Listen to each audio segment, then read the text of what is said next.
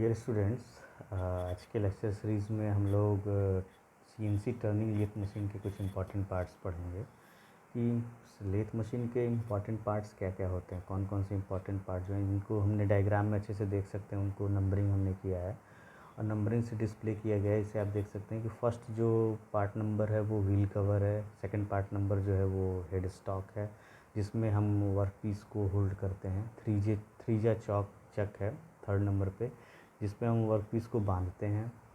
4 जो है वो चिप ट्रे है जिसमें मशीनिंग के दौरान आपका जो रिवूंड मटेरियल्स हैं उसको हम बाहर उसमें स्टोर करके रखते हैं। जब वो फुल हो जाता है तो उसे ले जाके स्क्रैप में डालते हैं। चिप गार्ड है, चिप गार्ड इसलिए लगाया गया है 5वें नंबर पे। आप देखिए कि चिप गार्ड जो है वो चिप्स को वर्कपीस से उछल के ऑपरेटर के पास ना आ पाए, इसके लिए लगाया गया। Step motor is required to provide the required motion to the head stock and the cross slide। और टूल टरेट जो है, टूल टरेट एक बहुत ही इंपॉर्टेंट पार्ट है जो इसे समझने की ज़रूरत है।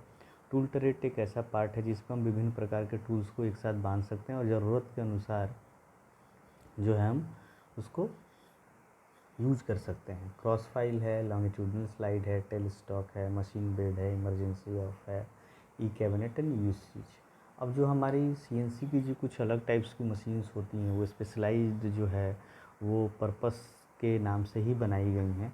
तो सीएनसी वेल्डिंग मशीन्स होती हैं, असेंबली मशीन्स होती हैं, printed circuit board drilling machines होती हैं, ट्यूब बेंडिंग मशीन्स होती हैं। Printed circuit board drilling machines क्या है कि जो भी आजकल चिप लेवल पे जो वर्क्स होते हैं उस पे जो सेंसर्स या माइक्रो कंट्रोलर्स के लिए जो भी चीज़ें हमें बनानी पड़ती हैं वो जो है हम माइक्रो ड्रिलिंग से सीएनसी मशीन पे ही करते हैं।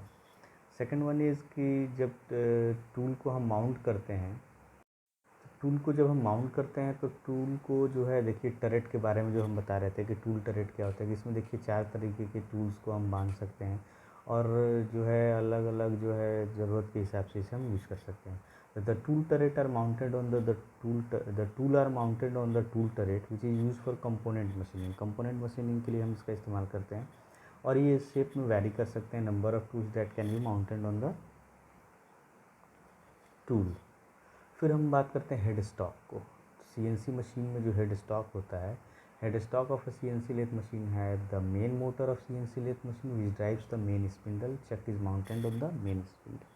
क्या होता है कि हेड स्टॉक जो होता है, हेड स्टॉक सीएनसी मशीन का वो मेन मोटर से जो है वो कनेक्टेड रहता है। उस मेन मोटर से जो है स्पिंडल कनेक्टेड रहता है और चक जो होता है वो स्पिंडल पे बांधा गया रहता है। तो स्पिंडल जो है मोटर के स्पीड से चलता है, मोटर के आरपीएम से चलता है और मोटर के आरपीएम से चलने के साथ उसको जो चक है वो उसी के अनुसार मूव करता है। तो सीएनसी मशीन में जो है हेड स्टॉक कवर्स को रिमूव करके दिखाया गया है कि कैसा होता है।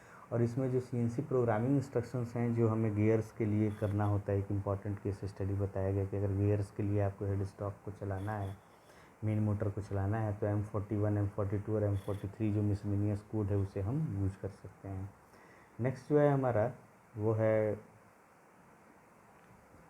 Machine control keyboard of the EMCO PC turn series. EMCO personal computer series है सीएनसी मशीन का, तो उसमें एडिट कमांड होता है। तो एडिट कमांड क्या करता है कि ये अलाउ करता है एडिशन, मॉडिफिकेशन और डिलीशन ऑफ प्रोग्राम्स। जो आपके प्रोग्राम्स बने हुए हैं उस प्रोग्राम्स में अगर एडिट कमांड को आपने एक्सेस किया सीएनसी मशीन पे तो it can allow addition, modification and deletion of programs. Machine control keyboard of the EMCO जो है वो मशीन कंट्रोल यूनिट क्या करता है, मैनुअल डेटा इनपुट करता है। It is used when the user wishes to manually input program commands into system।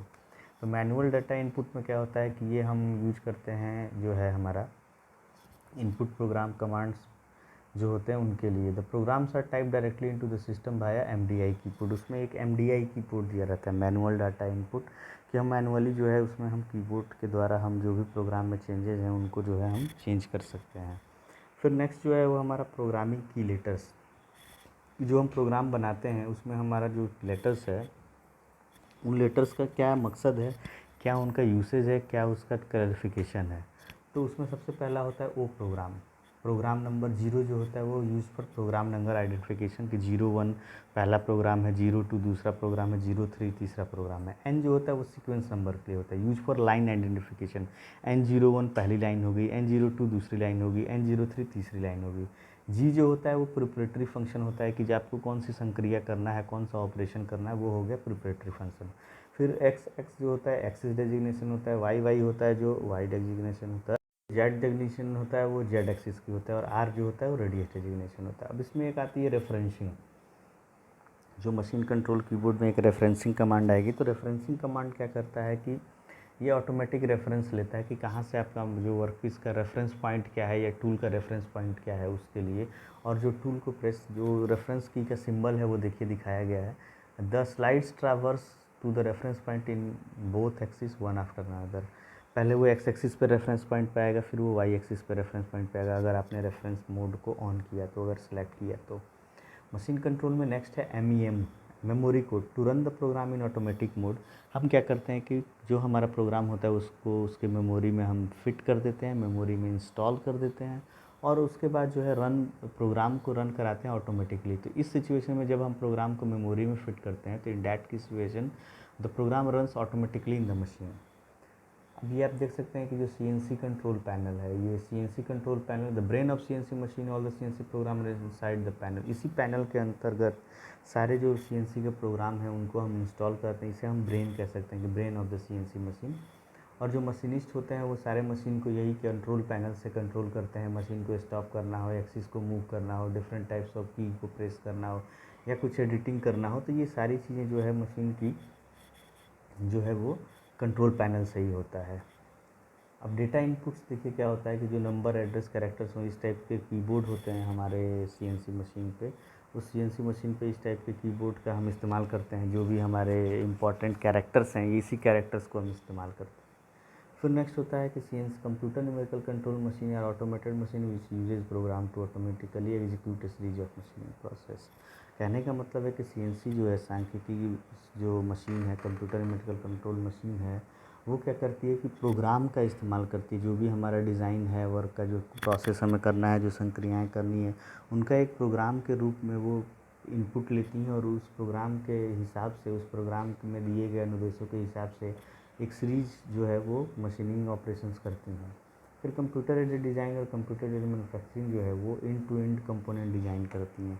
Computer aided design में जो आपका आइडिया है उसका हमने डिज़ाइन बनाया, और उसको मैंने कौन सा मैन्युफैक्चरिंग प्रोसेस सूटेबल है उस मैन्युफैक्चरिंग प्रोसेस को सेलेक्ट किया। उसके बाद जो है हम उसे NC प्रोग्राम में राइट कर देते हैं, CNC प्रोग्राम में रीडेबल में राइट कर देते हैं, और उसके बाद जो है हम उसको इंस्टॉल कर देते हैं CNC मशीन में, और उसी मशीन पे उसी जो आपका प्रोग्राम है उसी के बेस पे जो है आपका मशीन वर्कआउट करती है, अलग अलग संक्रियाएँ करती हैं। अब जो हमारे इम्पॉर्टेंट देखिए G कोड्स और M कोड्स कौन कौन से हैं, तो इसमें table of important G codes हैं। देखिए G0 जो है रैपिड ट्रांसफर्स के लिए है, यानी अपने ओरिजिनल पोजीशन पे आना है तो उसके लिए है G0। G01 लीनियर इंटरपोलेशन के लिए है, G02 सर्कुलर इंटरपोलेशन के लिए है, G03 सर्कुलर इंटरपोलेशन क्लॉकवाइज के लिए है, G20 G70 इंच के लिए। इसी तरीके से सारे जो फंक्शंस हैं M कोड्स के भी, M00 program stop, M01 optical program stop, M02 program end, M03 spindle on clockwise, M04 spindle on counter clockwise, spindle stop, M05। तो ये सारे जो कोडिंग्स हैं, इसी कोडिंग्स के हिसाब से आप अपने डिज़ाइन के अनुसार जो आपने प्रोसेस संक्रियाएँ सेलेक्ट की हैं